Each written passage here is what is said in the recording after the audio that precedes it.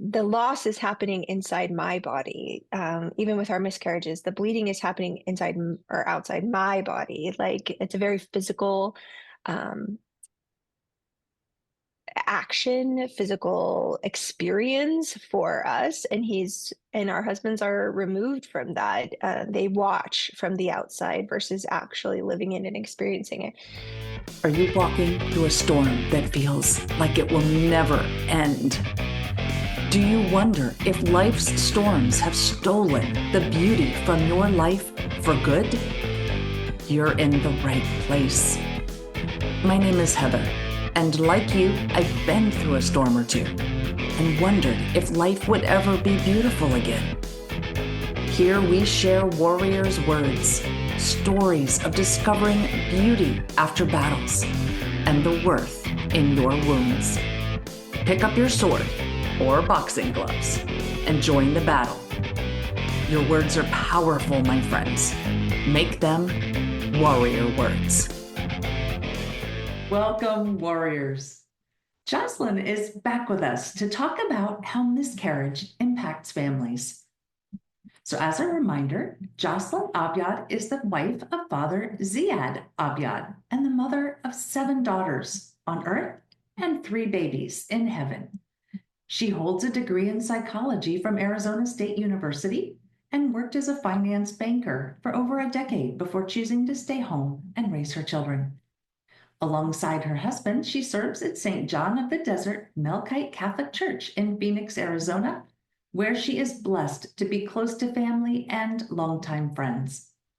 Jocelyn shares insights on homeschooling and liturgical living across multiple platforms as Melkite Mama, and is a regular contributor to Busy Kids magazine. In 2024, she co-founded We Carry You Still, a nonprofit ministry offering support to women and families who have experienced miscarriage or infant loss. Through her work and personal experiences, Jocelyn's mission is to uplift and support those navigating grief while nurturing faith and community. But before we hear a little more from Jocelyn today, here is a review from Clutter Free. I love episode 45. I love this episode. It makes everyone stop and be grateful for life in the moment in time. I will have to say I am grateful for God. He is working through me and showing me so much. This is my season of intentional. Great job and keep up the good work. Thank you so much for recognizing the importance of gratitude, especially being grateful for God and what He is doing in your life. Would you like me to read your review on an upcoming episode? Go to Apple Podcasts and leave a review for the show. Who knows? I just might read your review next. And then after you leave your review, come and join us at the Warrior Words Facebook community at facebook.com/groups/warrior words. And as I mentioned in a recent episode, a friend pointed out to me that I invite you all to join my group, but I don't really say why you should join. So I designed Warrior Words as a community for women who have survived trauma and now want to thrive. As a woman designed in the image and likeness of God, you probably know intellectually that you are beautiful, but you may not see that beauty in yourself anymore for a variety of reasons. So this community was made for people like you and like me, who sometimes struggle with new traumas or how to find beauty in life situations. Women who want to thrive and see beauty in all of God's creations. Let's come together, supporting and encouraging one another in our struggles and learning to find beauty even in the toughest situation. Come join us. Now grab a tissue and join Jocelyn and me as we talk about how the death of a child through miscarriage impacts not only mothers, but the entire family. Let's rock. Welcome back to the Warrior Words podcast, Jocelyn. It's good to see you again. It's good to see you as well. It's good to be back. Oh, well, thank you for coming because if you have listened to episode 70, I think it was episode 70, Jocelyn's first time here, we discussed her story. And at the end of that episode, um, we mentioned, or Jocelyn mentioned, that our husbands and our children may grieve differently, but that the incidence of a miscarriage impacts the entire family, not just the mother. And so I promised we would get Jocelyn back, and she is here, and I am thrilled that she was able to come back.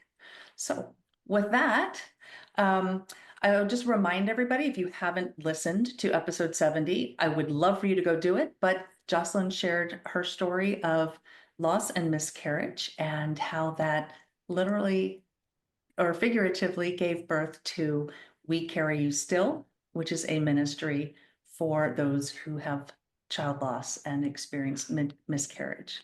So, with that, Jocelyn, can you maybe tell us? Let's go personal first. And if you could tell us, I believe, if I recall correctly, in two of the three incidences you shared with us, you had to share the information with your husband, but he was there with you for one of them. Am I remembering correctly? Um, well, our very first miscarriage, I received the likely miscarriage ultrasound, had to go back to the doctor's office to confirm a week later. That was during COVID, and I did have to go by myself during that time and then convey it to him. Our second miscarriage was our earliest miscarriage. And so, again, just noticing the bleeding at home and then having to share with him. And then our third miscarriage, actually, our OB, my doctor, was the one to tell him. And because again, I had gone, it was much our latest miscarriage. And so we thought we were past any risk. And so I had gone to that checkup by myself as well. So, and that one was no follow-up, like out of the blue. We didn't have any warning kind of situation. So my OB, who honestly, I realized the other day I've known her for 13 years now. So at that point, maybe we'd known each other for 9 years. And she knew my husband, and she offered to make the call to have him come and help me get home. Okay, so then once again, three very different scenarios. So Yeah.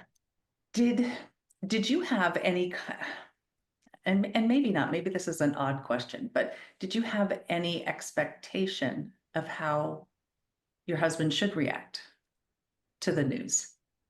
Hmm. That's an interesting question. One of the things that has shaped my view during that time actually happened quite a while before our miscarriages. We did have a period of 3 years of unexplained secondary infertility in the course of our marriage. And so we had two children already, and then we were trying to conceive our third, and nothing was happening. And so, for those who might have experienced infertility, they'll know how devastating of an experience that really is. It's just this roller coaster of every month hoping, every month being disappointed. Um, the anxiety of the days before, where you can't really know one way or another. And that was a really, really difficult time for me emotionally. And he seemed very neutral about the whole thing. And I was building up resentment for his lack of reaction when I felt like I was really suffering during this period. And then our dog passed away, and my husband loves his dogs and his pets, and he was really grieved by this loss of our family pet. And my family will tease me, I'm not the pet person in the family, so I don't have the same attachment. I don't wish them ill, but I don't have the same Right. attachment. And he was so deeply grieved by this, and I was just angry. I was so angry that he could show this emotion for this situation when in the other one he wasn't. But that opened the door for us at that point to have a conversation about how he was processing what was happening, how much more physical, um, and I don't know if I have a better word for that, but the loss is happening inside my body. Even with our miscarriages, the bleeding is happening inside or outside my body. Like it's a very physical um, action, physical experience for us. And our husbands are removed from that. They watch from the outside versus actually living it and experiencing it. So going into the miscarriages, we had, this foundation of this other really hard experience around our fertility, and being able to talk through that. And his feelings of disconnect to what I was experiencing very intimately within my own being.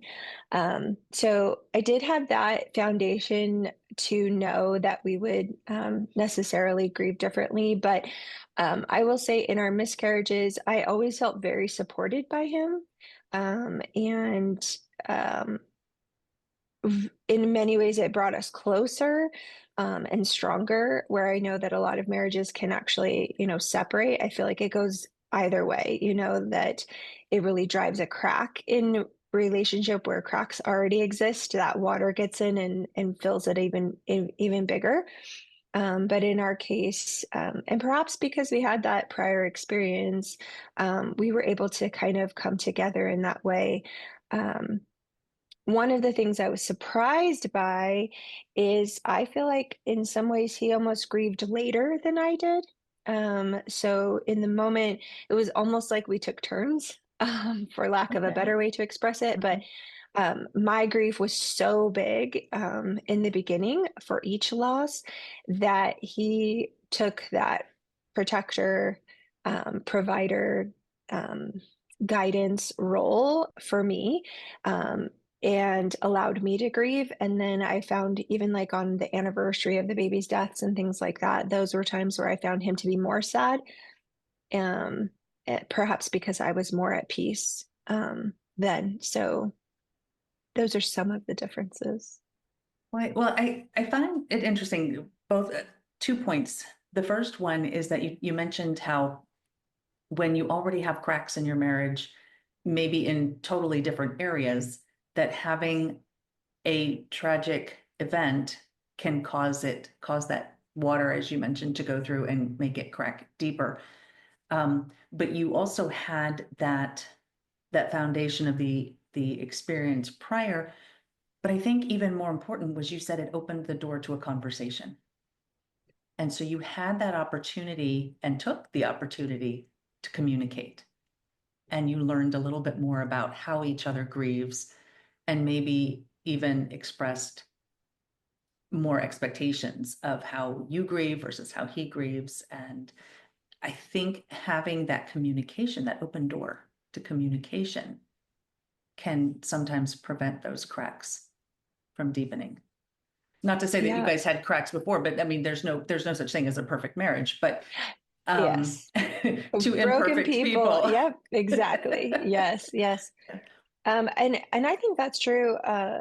Absolutely, in marriage, in a woman's life, in a man's life, your preparation for trauma happens when you're not in trauma. And I do a lot of, not a lot, but I've done a few talks of how to homeschool through hardship. So at our local homeschool conference and in a couple other interviews. And really, one of my best pieces of advice is when you're not in hardship, you need to establish your community. You need to have a home parish that you are connected to, have a pastor that knows who you are. And when you build up that village, that proverbial village that everyone's always looking for, of support in the good times or in the more peaceful times, then when the trauma comes, you're able to fall back on all of those relationships that you've built, and that includes building better communication in your marriage, having those habits of prayer, habits of connection, to make sure you can withstand those trials. Because yeah, there's no marriage that's always sunshine and roses. There's no marriage that's always perfect or idyllic. It's highs and lows of life, just like everything else. And I love that you brought up the homeschooling and hardships because I actually did an episode 72, right after yours, about that because you said something in that episode about having to homeschool your daughters through and after each of your miscarriages. And it reminded me of when I was in my own hardship, and it was the one thing I could keep consistent for my Yeah. kids. Yeah. And I that enjoyed that consistency. episode. For the record, you gave good advice. So for all those other homeschool moms out there, go back and check that one out too. Yes. Thank you. Thank you. Yes, because you have to keep something.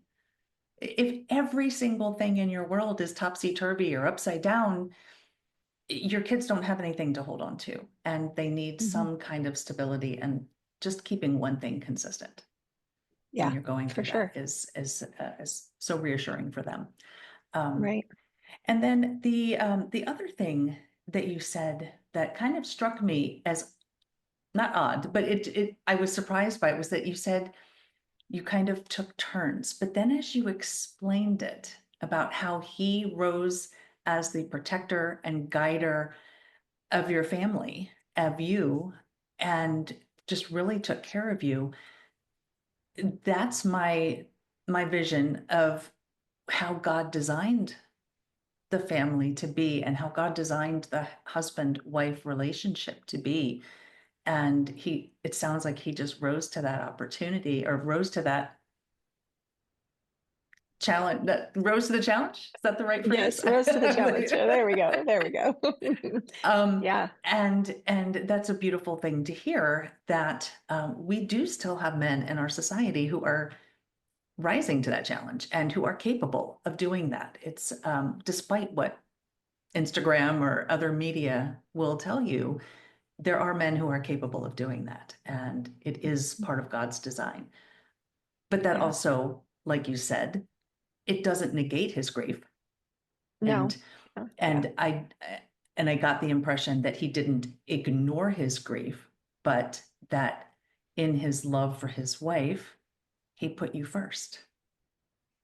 Yeah, I think and all the gender roles gets very hot button and sensitive, nothing's politically correct anymore. Right. But if you look at the masculine virtues, those knights in shining armor and who are willing to die for those that they love, like true masculinity of sacrificial love. Our husbands, our men are called to be the spiritual leader of their families and to sacrifice for those that they love. And by being the wife, that doesn't make me subservient in being obedient. It actually puts me on a pedestal, is how I feel most of the time. I feel very provided for, taken care of. And when I talked to my husband too about his grief, I thought this was interesting and saw it to play out to be true. Like, I think a lot of women imagine they would like to see their husband cry or break down, like the sensitive man. But in truth, I actually think that a lot of times that breeds like insecurity in the marriage because what a woman really wants is to feel safe and safe enough to grieve when she is so broken down. And so, I mean, maybe it's a trivial analogy, but I almost feel like it's an umbrella. Like your husband is holding up the umbrella for you of this storm of life that's just coming down and gives you that space, that opportunity to grieve and to do what you need to do while he holds that umbrella for you. And inevitably that means he's getting wet and he's kind of taking on that onslaught, right? And I do think that's properly ordered. And he also expressed that and has found in his ministry with other men as well that men don't want to cry in front of their wives or in front of other women. Um, they're much more likely to grieve privately or with other men who understand the experience. So a man who's experienced miscarriage might be able to break down or really like process that grief in front of another man who has experienced miscarriage, but they're going to be very hesitant to express their grief in front of women in particular. Um, from that spirit of knighthood, from that idea that they love you so sacrificially, they don't want to put you in a position where you feel vulnerable. So I don't know if I'm expressing that clearly, but there's definitely an interaction there. And for me, I really liked, I think that's important for women to understand. I really liked going to retreats. There were a couple of like days of reflection and like, let's process your emotions. I wanted to talk to a counselor, and my husband was not very interested in like those types of events. That was not how he wanted to process his grief. It was much more a private experience for him. Versus me, I was seeking out, like I wanted to talk to other women about their stories. I wanted to hear it. Um, and I think that that speaks to that feminine way of grieving, and then the masculine way of grieving as well. I think the analogy of the umbrella, the image that conjures in my mind is beautiful.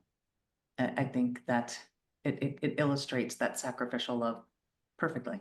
Um, Yeah. so, And and it no, go it's ahead. really plays out true. Like my husband will tease me, sometimes he'd be like, "Why do you love me?" Whatever. And I'll be like, "Oh, you're so handsome," or, whatever, something silly. But this wasn't too long ago that he asked me, "Why do you love me?" or whatever. We've been married a long time now. And I said, because you helped me bury our babies. And that's really true, is because, you can pick a lot of these highlights and you can pick a romantic proposal, because I had that too. And we've had a lot of, beautiful vacations and things like that. But now, in the maturity of our marriage, down the line, I love him because we could do the hard things together. And I have confidence that he'll take care of myself and my family. If you're not watching on, if you're just listening, I got teared up there. It's kind of hard when you become speechless on an audio Ah. audio medium. But yes, that no that is beautiful. I mean, nobody wants to have tragic, traumatic experiences, but the truth is we all have them. Mhm. And to feel safe in your marriage that he's going to be there for you and take care of you and support you in that, he's truly living up to his vows. And it's just, we hear the media bash marriage so much. It is so Mhm. refreshing to hear that it does exist. It is real. It can happen. Yes. And I Yes. still believe that as a 50-some-year-old single woman. So Yes. Yes. Society doesn't do us any favors, but marriage is really a gift from God, and it is a very sanctifying, humbling thing. It mhm. is not an easy thing, but yes, when both people are focused on Christ first and properly order their lives and their marriage, I think it's really a beautiful thing, and I feel very blessed to be living that out. Definitely a blessing. So if we could switch just a little bit, I also wanted to talk a little bit about your children and how, you know, now they're all female. So Yeah. we talked a little bit about the way gender plays into this, but they were also all young. So how and varying ages too. So how did they process? Did they prefer to come to mom? Did they stay away from you because they knew you were grieving? Mm. What was it like more for them? Probably, a mixture. Again, I actually asked some of the girls just recently in preparation for today, what do you remember about when Eden and Thomas and James died? What did you think about that? And interestingly enough, even a couple of them who had very, very strong reactions in the moment, and I remember that, were like, I don't really remember very much. But I'm glad they're in heaven, which I think is very true of children, right? They have very intense emotions in the moment and then they move on.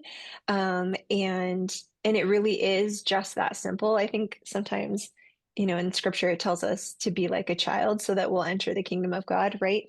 And I think that's actually one of the things that God is talking about is that children very much live in the present moment. They don't worry about next month's bills or, whether or not they're developing appropriately, all these things that we worry about as moms, whether or Mhm. not they'll get accepted into college when they're only two right now, Yeah. I mean, all these things that we project, but Yeah. children very much, live in that moment. And so their grief was intense in the moment. And now here, just 4 years later, it's really a pretty faint memory.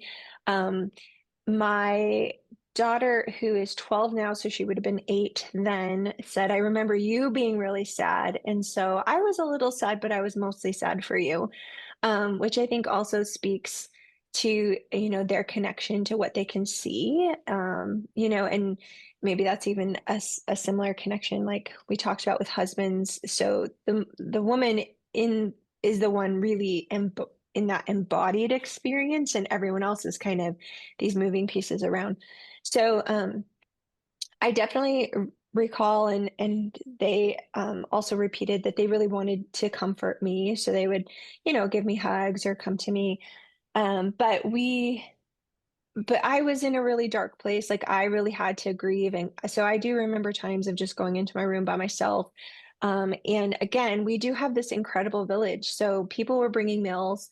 Family friends were coming to play with them. My mom came over, my sister came over, read books with them. And so other people were able to step in. And because they were so connected, because we have such an amazing support system, for them, life was able to kind of continue as consistently as possible. Um, so those were some of the things that they recalled and expressed to me in the moment. And I think the other thing that was really important is that we were very candid with them about what had happened. I think sometimes, not sometimes, I think our society at large very much hides children from death. I think that's why we're so ill-equipped as adults to process death because we don't get a chance to process it as children when we can accept it and move on. We just get all these big feelings as adults, and we've never practiced grieving and losing people that we love. And so, again, when I mentioned that my husband and I had the opportunity to grieve before my children, we had these beautiful neighbors who were in their 70s, an older couple, and the wife loved to quilt. She gave them quilting lessons, and the husband was just a joy. Um, and we loved saying hi to them. If they were in the driveway at the same time as us, the kids are running across the yard to give them a hug, all these things. And they were also a faithful Catholic family. And so when Jack passed away, we were all very sad. But we actually got to visit him right before he passed, the day that he passed away. We got to visit him in the morning and say goodbye. We got to go to the funeral and we got to talk to the children about a good death, that it is possible, that it can be beautiful, and that while we are very sad, that we have this confidence and this hope that Jack, Mr. Cummings, is in heaven praying for us. And so they had that opportunity to practice grieving someone that they love and to do that before they lost their own siblings. So there was this foundation. And when I asked the girls again today, every single one of them said, I'm glad that our brothers and sister are in heaven. I'm glad that we have, that relationship with them. So that's their takeaway at the end of the day. They don't say, oh, that was really scary. Mom was sad and she spent too much time in her bedroom. Like, not one of them said, I remember being scared, or I remember how, that everything was messed up when a lot of things were, not good, right? During that time, Right. but that's not their memory. Their thought is, I'm glad that they're in heaven because they have that framework to talk about it, because they've had that practice. And we also didn't use language like we lost the baby. That can be really confusing to small children in particular. We didn't lose the baby. We know exactly where they are. The baby has died. I think it's really important to use that concrete language. And to just speak simply, so that they can truly process. Like we didn't lose the baby. We can't like go find them or follow them. They've gone someplace where we can't follow yet. And where are they? You know, what happened? We don't know why they died. I mean, those are some of the questions that they had. And we just really focused on giving them truthful, but simple answers. I think that's an excellent point that I probably would not have thought of about just Yeah. the language of died versus lost. Because Yeah. from a child's mind, you lose your crayons, you look for them and you find them. Right. Or can you Yeah. lose me? Can I Ooh, be lost? oh, Right? Because yeah.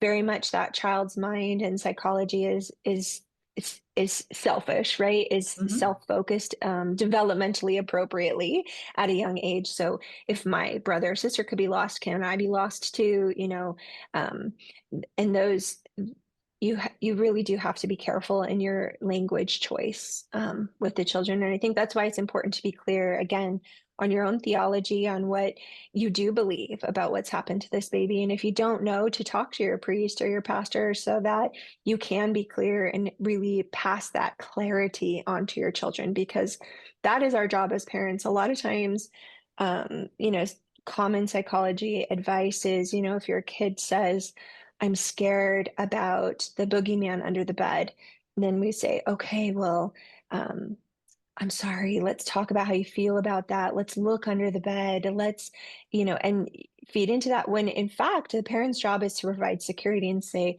there's no such thing as a boogeyman. Mommy knows that you're safe.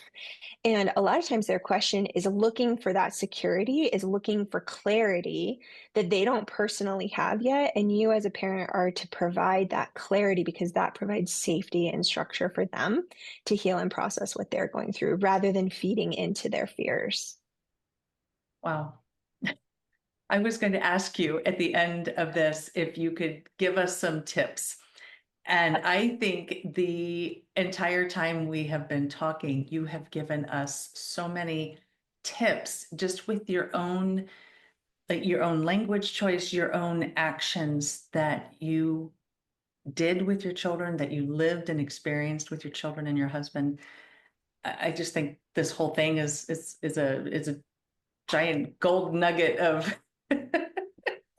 Ah, of just practical. It's very practical advice that, like you said earlier, you said about going to have a plan like in times when you're not in trauma, when you're not walking through that storm, that's the time to prepare and the time to gather your people around you. And it's very, very difficult to do that in the midst of the trauma. And um, and so I think that's the best place to start. Now, I guess the one thing I would ask you is if you find yourself in that situation and maybe you don't have that parish family, or you don't have your, like you said, your sisters who came over, people who came to help you, if you don't have that as a resource, what would you suggest? Because I know I did not have very much of a parish family, and then I had to leave where I was and yeah. go live somewhere else at that time. So what would your advice be to someone who either wasn't able to or didn't think of building that structure Yeah. before? I think this is actually a huge common problem in our society today, and in that American mentality. And you know, pick yourself up by your bootstraps. And we're very individualistic, in our societal structure. So I think a lot of people find themselves in that position. And I think the first answer is to cling to Christ, right? To put your needs to prayer, because God is the ultimate provider, and to put your needs in front of Him. But I do think also, the next step, I mean, if you're completely ignorant, is to go to those online resources, ministries like We Care You Still, there are online support groups for all different types of hurts and traumas. So to seek out those online communities to tap into some of those resources, and then often that will lead to the local connection. So again, in our example, we hope that people will find We Carry You Still, and then those that are in Phoenix will be able to come to our events. We'll be able to receive a box. We'll be able to have that hand to hand. And then more colloquial, I suppose, is I really feel that our friends in the world, our neighbors, our fellow parishioners in our pews who are, let's say, 65 and over, are really an untapped resource in our world today. And by that, I mean, most of the time their children are already grown and they have a little bit more free time on their hands. Even if they're working, then their evenings are perhaps less occupied. Those of us who are still in the midst of, raising little kids, we've got the soccer games and we've got whiny toddlers and we've got naps and, all these other pressures and obligations that can make it hard or harder to show up for other people. But that 65 plus crowd can be incredible babysitters, can be incredible cooks, can be incredible sources of wisdom, can be company. And a lot of times they have that to give. And I would argue that they really want to give it as well. How many of our particularly elderly people express like deep loneliness, deep sadness? They don't have those connections with others, and we know spiritually, psychologically, that giving to others is really edifying. And so I think that's really a great opportunity to seek those kinds of folks out. And truly, it might be the lady who just always smiles at you in your pew on Sunday and be like, "Hey, I'm really struggling and I need help." And I think that's really hard to do, but I think if we can identify those folks who you see them at the grocery store every week, or you see them in your pew at church every week, and just ask, I think we would be surprised how many people are willing to show up and to help and are available and desiring to help others. It's like your neighbor Jack. Yeah, truly, truly. I tell people all the time, they changed my life. They really did because Jack taught us what a good death was. Um, and interestingly enough, and you talk about like elderly people who can be good to you. She used to make bread for us, and I would make soup, and then I'd bring her some. She would have dinner with us occasionally, and she gave my kids sewing lessons every week. So they had these really beautiful friendships with them. But I thought Jack was just a kind old man. And then when I went to his funeral, I found out that he was like a decorated war hero, had been a spy in Germany for America, had done all of these amazing things in his life. But to be honest, I never knew anything about it. But I knew that he loved me and he loved my family. And on the day that he died, our street has never been more full of cars. It was just lined with his children and his grandchildren and friends that came to pay their respects. And that forever changed me. That's what I want. I want on the day that I die, I want this street filled with cars of people who loved me and that I was able to touch their lives and they touched mine. And I don't need any of the medals or accomplishments. I need that love and that connection. That's what we were made for. Yeah, Made for amen. love. Yes. Amen. So, and I think that's the perfect place to end this conversation. I thank you for all of your tips that you sprinkled through here, even though you didn't itemize them as 1, 2, and 3. There were they are sprinkled through. And so if you missed one, go back, rewind, and listen to her again. So I want to thank you for giving your time to us, not once, but twice, sharing your babies with us, all of them, sharing your husband and your marriage with us, and just being a blessing. I appreciate you. Thank you. I appreciate you and I appreciate this opportunity. Well, thank you. Eden, Thomas, and James. I remind you of these beautiful children whose lives not only impacted Jocelyn, but her husband and her daughters as well. This conversation was so enlightening for me, and I hope it was for you as well. I think one of the things to remember in grief is that we all grieve differently.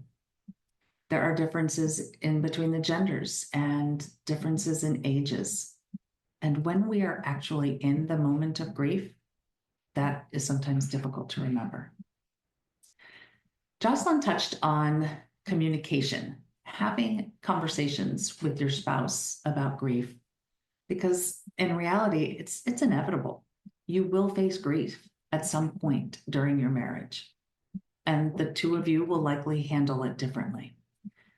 But if you have an understanding in advance of how each of you grieves before it happens, that can help you prepare. Likewise, she mentioned that it's important to build that support system before the storms begin. You can do this in your family, your neighborhood, and even your church. You can even do it using online resources, which can then lead you to local ones. And she gave the beautiful example of We Carry You Still. They have online resources that you can use no matter where you are. And then they have local support for you if you are in the Phoenix area. And I think this resonates or rings true for a lot of online support systems. So it can be for whatever storm you're walking through. You can likely find an online resource, an online community, and then they can direct you to local resources for you.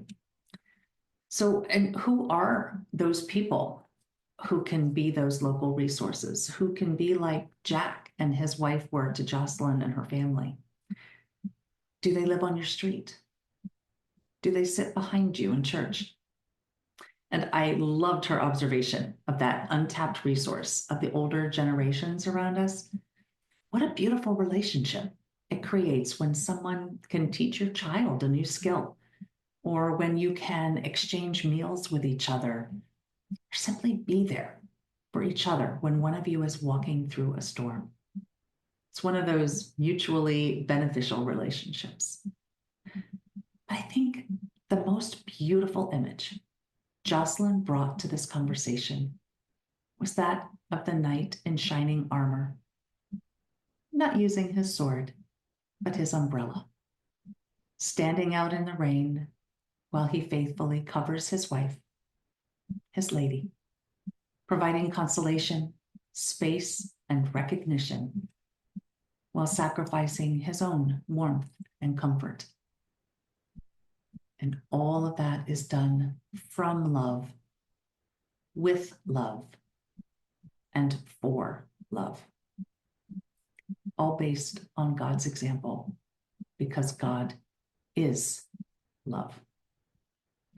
Now, I know this was an episode based on family members grieving through miscarriage in different ways, the intensity of a child's pain in that moment, the more silent grief of a husband. But Jocelyn gave us something more than that. She gave us an example of the sanctifying love of marriage, of a marriage lived the way God intended and rightly ordered. Jocelyn and her husband both grieved the deaths of their children. They grieved in different ways, but they also demonstrated their love for each other by allowing that grief to draw them closer together. They allowed their storm to solidify their bond as husband and wife. And they gave us a beautiful example in the process. So can you recognize a time when someone held the umbrella for you? Or how can you hold the umbrella for someone else? Something to think about this week. Until we meet again, armor up, fight the good fight, seek beauty, and to make your words warrior words. God bless.